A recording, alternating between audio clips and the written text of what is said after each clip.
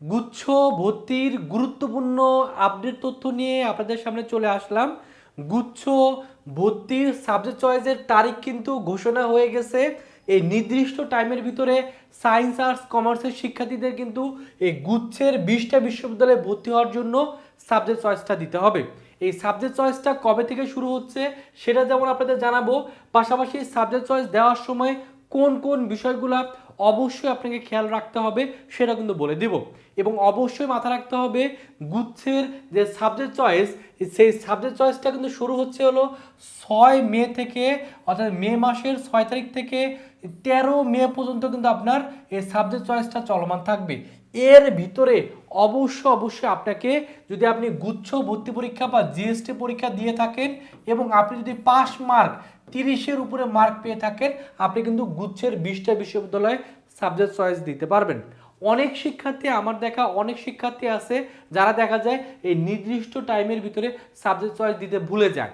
এর জন্য যারা আমার ভিডিওটা দেখতেছেন অবশ্যই আমার ভিডিওটা বেশি বেশি শেয়ার করে দিবেন এবং কমেন্টে আপনার যেই বন্ধু বা আপনার যে পরিচিত যারা চান্স পাইছে বা গুচ্ছতে ভালো মার্ক পাইছে তাদের অবশ্যই মেনশন করে কিন্তু জানাই দিবেন। কারণ নির্দিষ্ট টাইমের পরে কিন্তু আপনি চাইলেও গুচ্ছের কিন্তু 20টা বিশ্ববিদ্যালয়ে আবেদন করতে পারবেন না বা এই ভর্তি প্রক্রিয়া থেকে একেবারে বাতিল হয়ে যাবেন।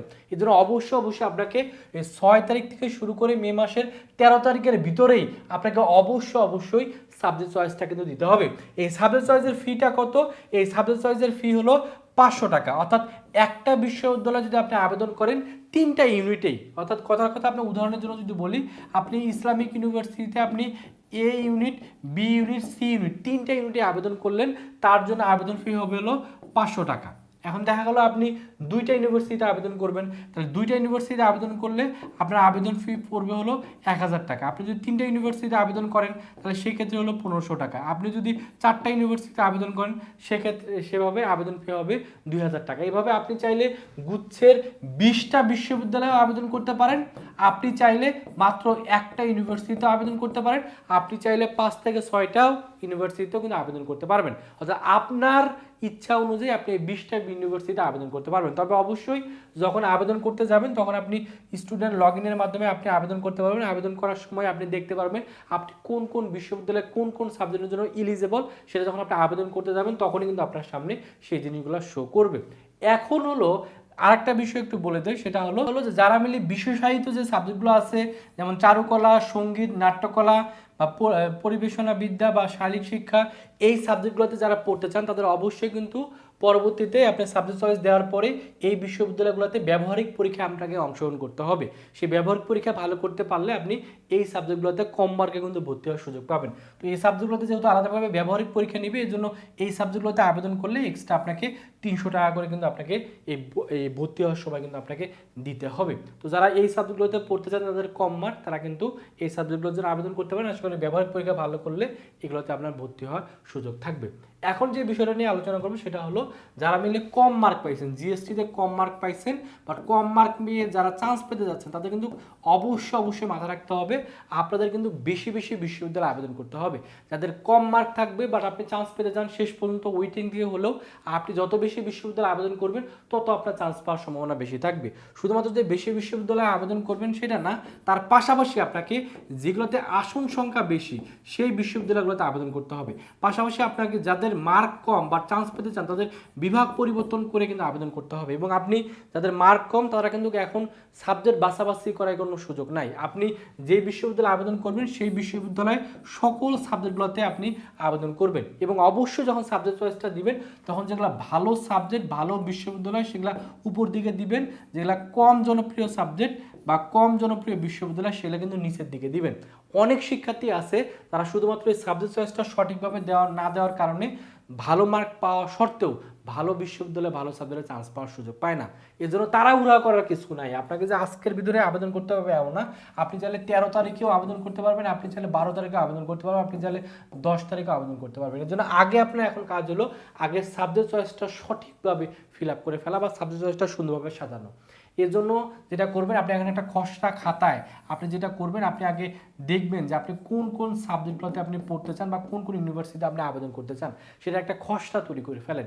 প্রথম চয়েসটা আপনি কি দিবেন? আপনি কি সাবজেক্টকে প্রায়োরিটি রেখে আপনি বিশ্ববিদ্যালয়ে আবেদন করবেন, না আপনি বিশ্ববিদ্যালয়কে প্রায়োরিটি রেখে আবেদন করবেন, সেটা আগে ঠিক করেন। এবং এই যে খসড়াটা করবেন, 1 2 3 4 এভাবে আপনার লিস্টটা 20 30 40টা সাবজেক্ট পর্যন্ত হতে পারে। এইগুলো আপনি অবশ্যই আপনার পরিচিত নিকটস্থ কোনো সিনিয়র যারা বিশ্ববিদ্যালয়ে পড়াশোনা করে অথবা গুচ্ছের বিশ্ববিদ্যালয়ে পড়ে বা ভালো একটা বিশ্ববিদ্যালয়ে পড়াশোনা করে, এরকম কারোর সাথে এই সাবজেক্ট চয়েসটা নিয়ে একটু অবশ্যই পরামর্শ করবেন।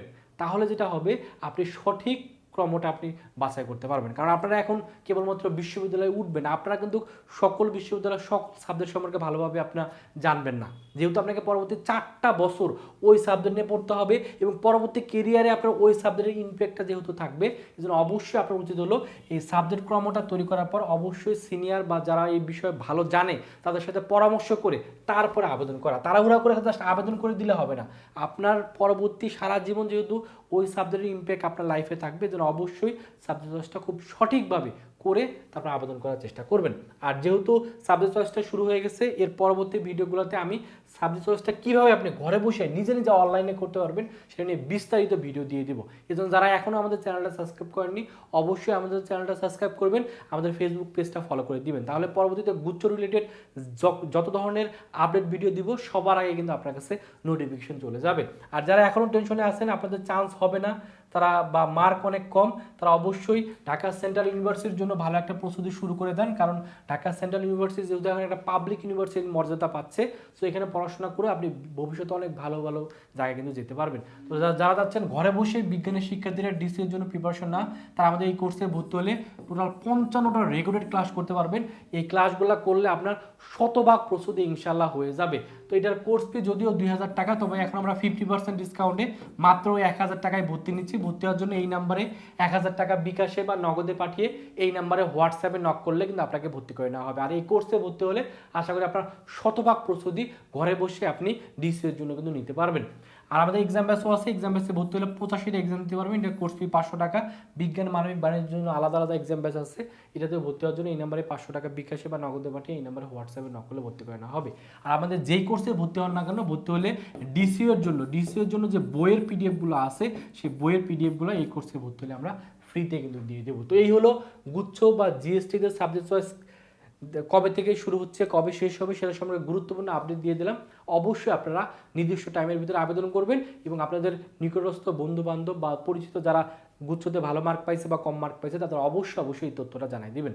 সকলে ভালো থাকবেন, সুস্থ থাকবেন, আল্লাহ হাফেজ।